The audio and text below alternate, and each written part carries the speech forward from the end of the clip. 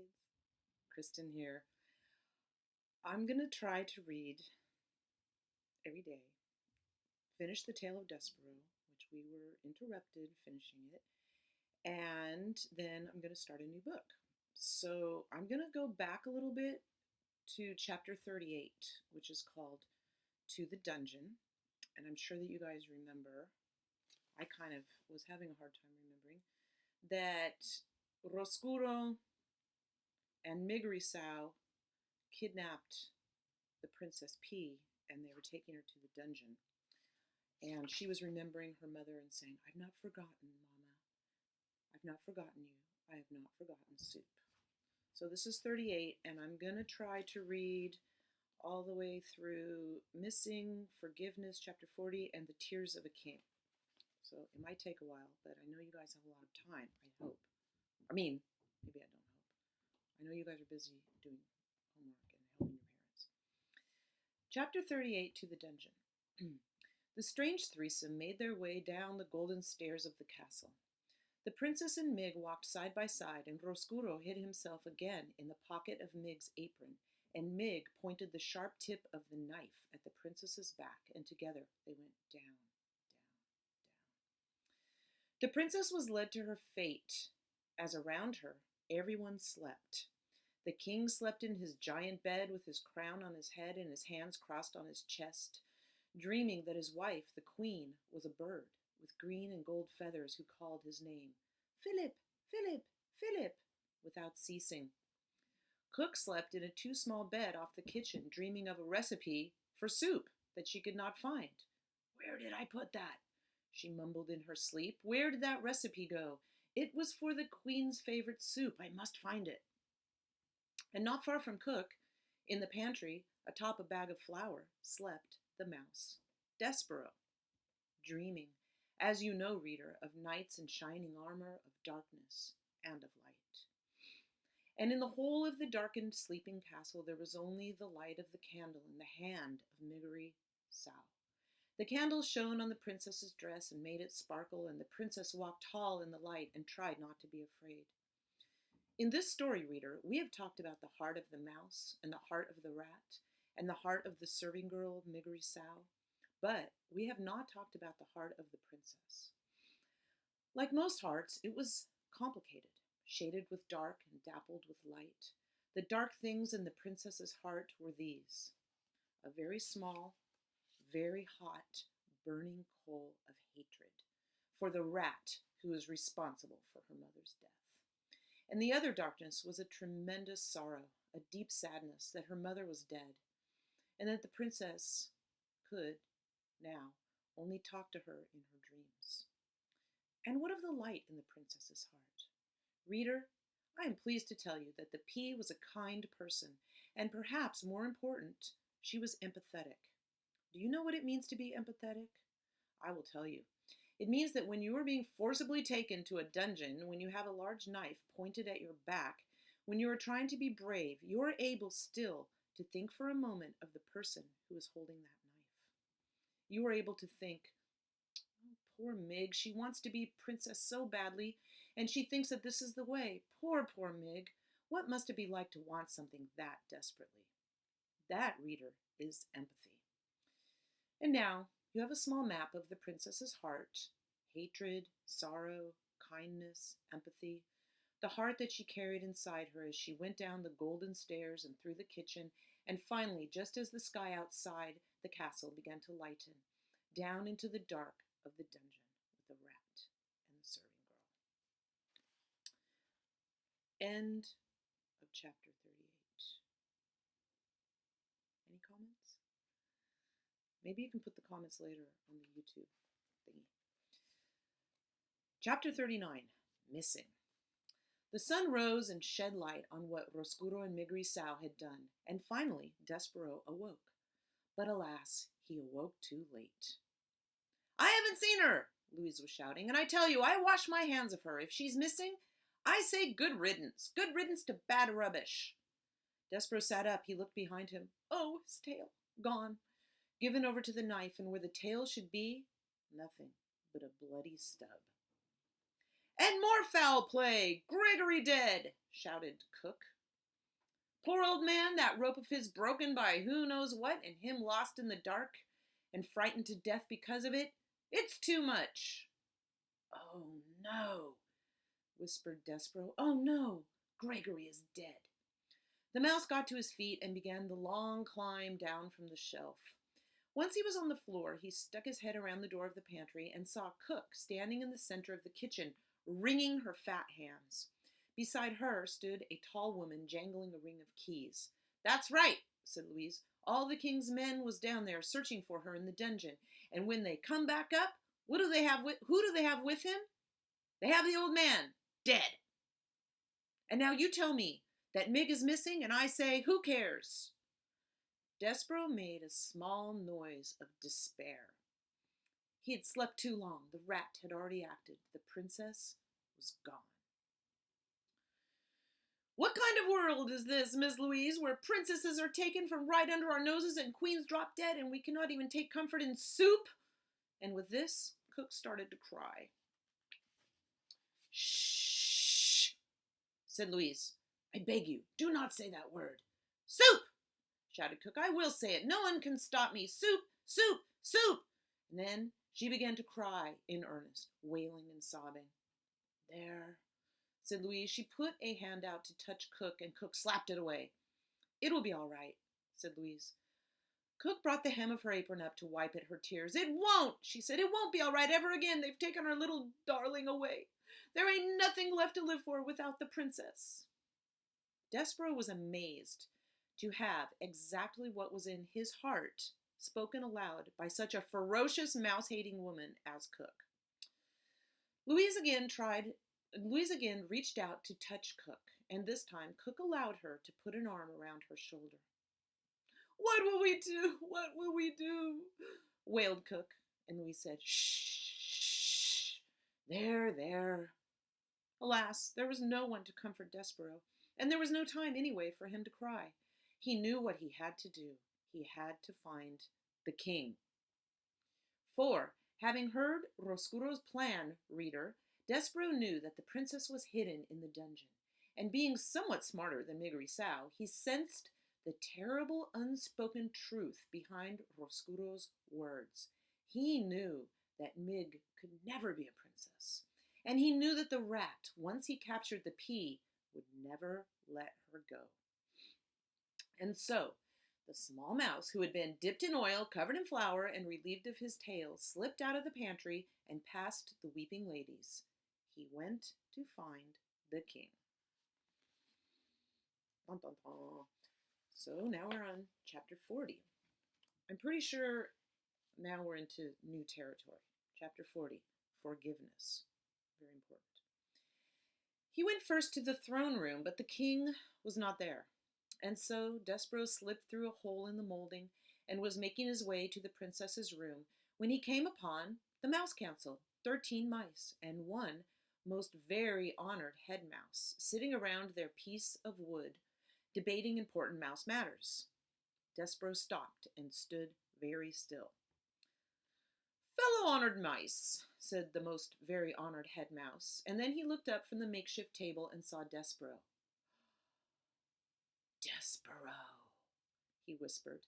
The other mice of the council leaned forward, straining to make some sense of the word that the head mouse had just uttered.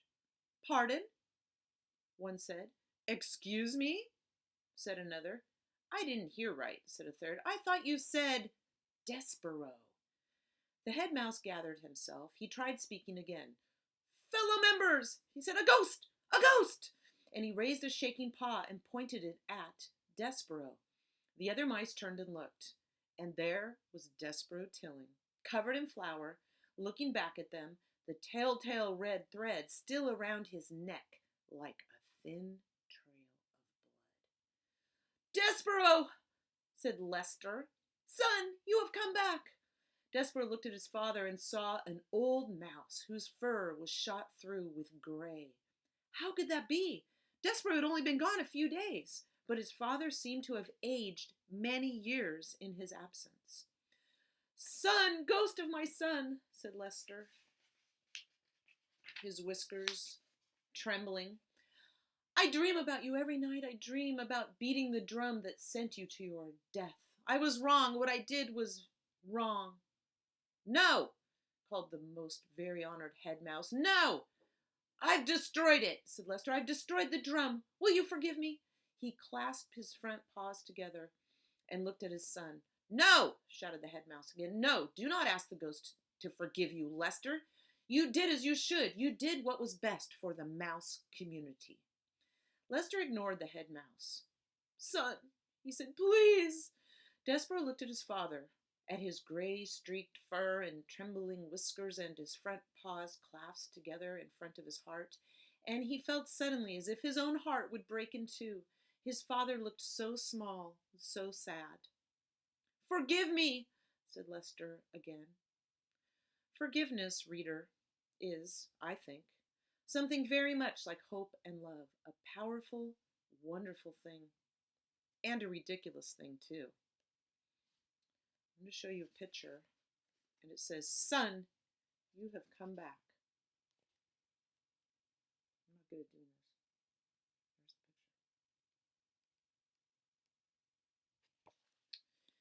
picture. Isn't it ridiculous, after all, to think that a son could forgive his father for beating the drum that sent him to his death? Isn't it ridiculous to think that a mouse could ever forgive anyone for such perfidy? But still, here are the words Despero Tilling spoke to his father. He said, I forgive you, Pa. And he said those words because he sensed that it was the only way to save his own heart, to stop it from breaking in two. Despero, reader, spoke those words to save himself. And then he turned from his father and spoke to the whole mouse council.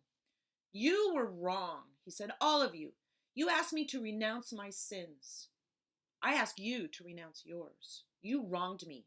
Repent. Never, said the head mouse. Despero stood before the mouse council, and he realized that he was a different mouse than he had been the last time he faced them. He had been to the dungeon and back up out of it. He knew things that they would never know. What they thought of him, he realized, did not matter, not at all. And so, without saying another word, Despero turned and left the room. After he was gone, the head mouse slapped his trembling paw on the table. Mice of the council, he said, we have been paid a visit by a ghost who has told us to repent. We will now take a vote. All in favor of saying that this visit did not occur, vote aye. And from the members of the Mouse Council there came a tiny but emphatic chorus of aye, aye, lots of ayes. Only one mouse said nothing. That mouse was Despero's father. Lester Tilling had turned his head away from the other members of the Mouse Council. He was trying to hide his tears. He was crying, reader, because he had been forgiven. That was very interesting. That's the end of that chapter. Why, let me just ask you guys a question. Why do you think all the mice voted